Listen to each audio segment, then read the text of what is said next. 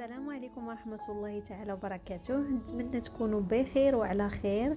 اليوم جبت لكم وصفة ديال كوكيز بكمية كتيرة وكيجي بنين بزاف. ونبداو على بركة الله ونبدا الطريقة ديال التحضير. هنا كنحتاجو 180 غرام ديال الزبدة تكون بدرجة حرارة المطبخ، كنزيدو معاها 150 غرام ديال السكر الخشن، يعني كاس كبير ديال العنبه، قياس ديال العنبه تقدروا لما كانش عندكم الميزان. صافي كنمزجوا هاد العناصر مزيان.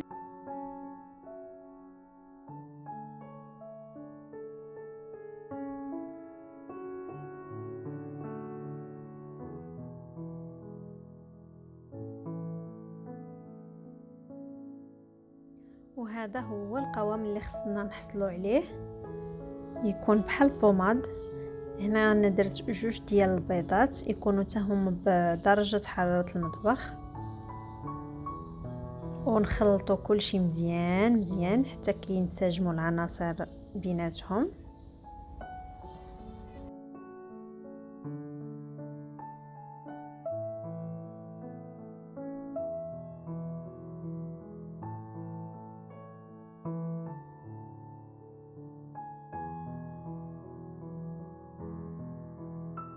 هنا احتاجيت 4 ديال المعالق كبار ديال الكوك، كيعطيو واحد النكهه زوينه بزاف في الكوكيز، وساشي ديال الفاني. ونحرك مزيان هادشي، نخلط مزيان الخليط.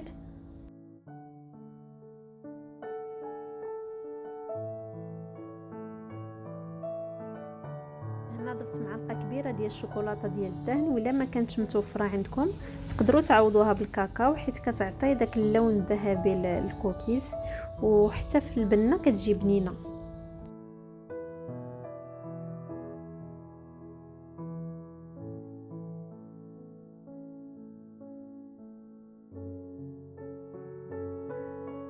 ومن بعد ما حصلت على هذا الخليط كنزيد خميره ديال الحلويات تكون بوزن 11 غرام، ولا تقدروا ديروا جوج ديال الخمارات الا كان الوزن ديالهم قل من 11 غرام ديروا جوج. هنا احتاجيت الدقيق من 400 حتى ل 450 غرام على حسب النوعيه ديال الدقيق. هانتوما غتشوفوا معايا العجين كيفاش كيخصو يكون بالضبط. صافي هنا كيخصني نمزج العناصر مزيان مزيان بيديا مع الخميره، راني ديجا درتها. دابا صافي اخر مرحله هي هاد الدقيق، ومن بعد الشوكولاته.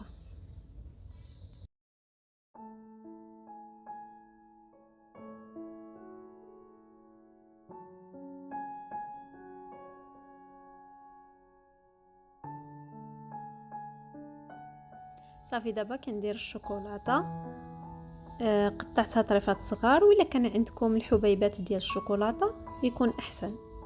صافي انا خلطت مزيان، خص يكون العجين يكون كيتلصق، ما خصوش يكون ثقيل. على هذا الشكل هذا كيخصو يكون العجين. صافي غادي نجمع بيدي مزيان، وغادي نشكل الحريبلات يكونوا متوسطين، يعني ما طوال ما قصارين، وغادي ندخلهم الكونجيلاتور يشدوا في راسهم مزيان باش يسهل عليا التقطيع ديالهم، يعني بلا ما غتكوروا بلا ما غتوقفوا بزاف ما والو. غادي تحربلوهم وتدخلوهم الكونجيلاتور وصافي باش تجيكم القضيه سهله، وتقطعوهم وتدخلوهم نيشان الفران. صافي انا شكلت 3 ديال الكرات بحال هكا، وغادي نحرب لهم مزيان.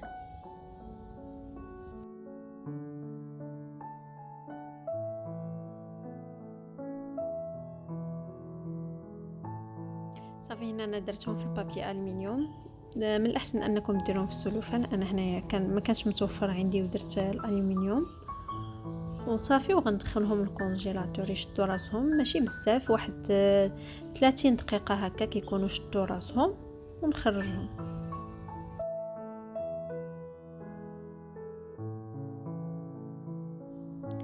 صافي هنا غادي نبدا بالتقطاع. كما كتشوفوا العجين ها هو متماسك، يعني ما غتلقاوش صعوبه نهائيا في التقطاع، غيجيكم ساهل ماهل دغيا كيتقطع، وديروه في الطبسيل وتدخلوه للفران دغيا كيوجد.